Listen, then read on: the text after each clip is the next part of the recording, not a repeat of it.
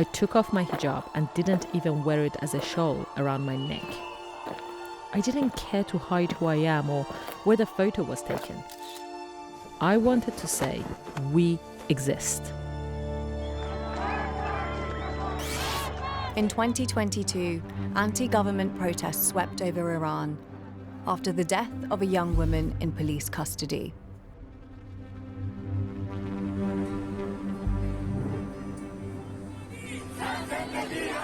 The protesters' battle cry, "Women, Life, Freedom," resounded across the world.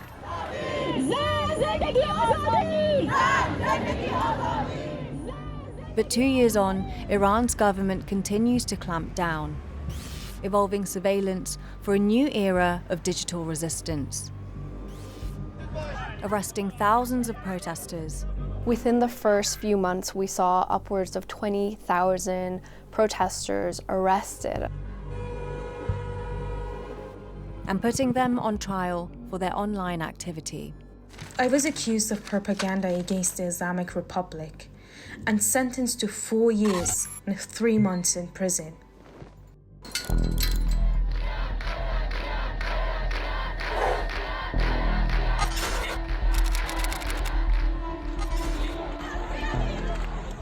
Over the past few months, we've carefully gathered the testimonies of 5 people from Iran who were arrested for their social media activity. The BBC and other independent media are not allowed to report freely from the country. They've taken great risks speaking with us, and for their safety, we've kept some details vague. Court documents shared with us show Iranian authorities are using social media to build cases against people, charging them with propaganda against the state and for taking part in the Women, Life, Freedom protests. I knew exactly what they had done to Mahsa. I had experienced the morality police's beatings 8 times.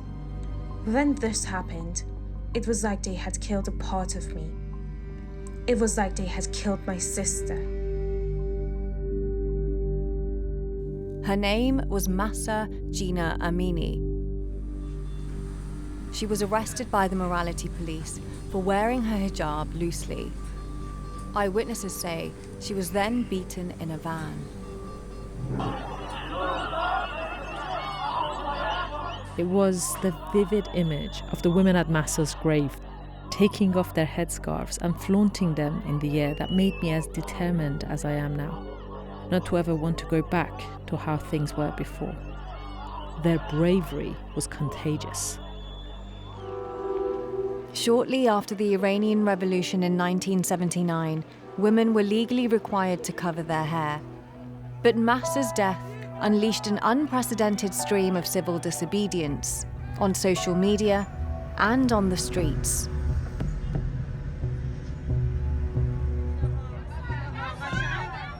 Police firing into crowds.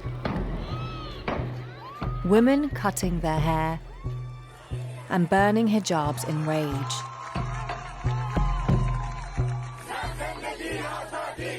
Zan Zindagi Azadi, meaning women, life, freedom, became the rallying cry for women's rights in Iran. Now the movement's being met with an even harsher clampdown on dissent using state surveillance. An ecosystem of surveillance has been built to tighten its grip on state control. In the past, it's relied on more traditional methods, like reporting your neighbours to the authorities. But with the advent of the internet, it's become much more pervasive. Within the first few months, we saw upwards of 20,000 protesters arrested. And of course, the majority of these protesters belong to Gen Z. And of course, we know Gen Z are extremely online. Their digital footprints are very wide. And so relying on the content on their social media, their private messages, either when they're incarcerated through detaining their devices or through tracking, the activities of protesters before they're detained, we saw a lot of this kind of surveillance and monitoring. The government has also reportedly used phishing techniques to hack devices and access people's data. They've blocked Western social media platforms like Instagram, WhatsApp, and Telegram because they cannot control them. But Iranians are using VPNs to disguise their location and access these platforms. I had joined a protest and I got into an argument with a group of Islamic Republic forces blocking the road. One officer started shooting at my genital area, at my body, with a paintball gun. He shot me in the eye with a smirk on his face, and I heard the sound of my eye pop. I lost my eye. I had gone blind. I posted about those who were killed and injured like me, and through our Instagram pages, we became the voices of those who had experienced what we had. In my court sessions, they had printed out all my Instagram stories. There was a heavy case against me based on my social media. Kosar was sentenced to over 4 years in prison and was banned from using social media and smartphones. Her charges included propaganda against the Islamic Republic. She says she had no choice but to leave the country.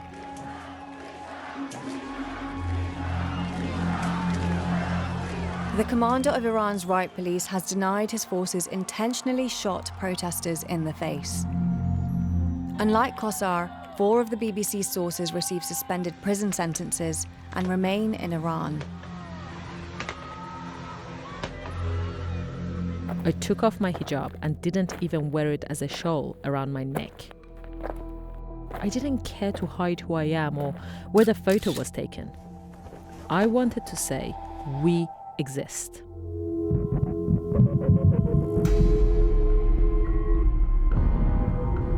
They took me to a room to receive my punishment.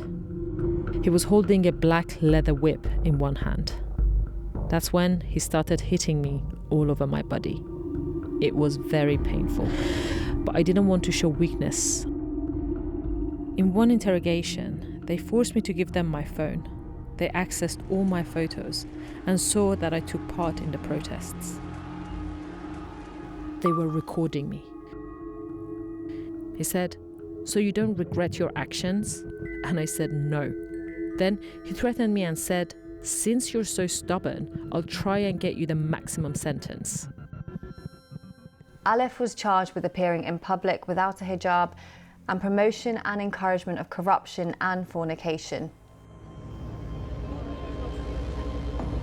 Experts say Iran is learning from surveillance states like China and intensifying its methods to catch women who refuse to wear the hijab. They can geolocate your where is your mobile phone. They can see what mobile phone is connected to what kind of IP addresses, and then they figure it out what's the identity of the people who are using that particular mobile phone. They can track you. They have developed some mobile phone application and other tools for the police or those volunteers who are already vetted by the government. The Iranian app Nazar allows people to report women for not wearing the hijab. It's been launched on the police website and is also available on private groups in government-owned messaging apps. But activating it requires authorization. So they can have this application on their mobile phone. So whenever they see a vehicle is passing and the passenger or the driver is a woman who are not wearing proper hijab, I mean, whatever definition that they have from proper hijab, they can report on it. Basically, they can put the license plate number, they can put the time, location. UN experts have told the BBC no one should be jailed for a peaceful post online. We contacted the Iranian government and put forward to them the allegations made, but they did not respond. Though mass demonstrations have come to a halt, people are protesting in more subtle ways. And this movement, that's led by women and driven by a right to life and freedom, shows no signs of stopping.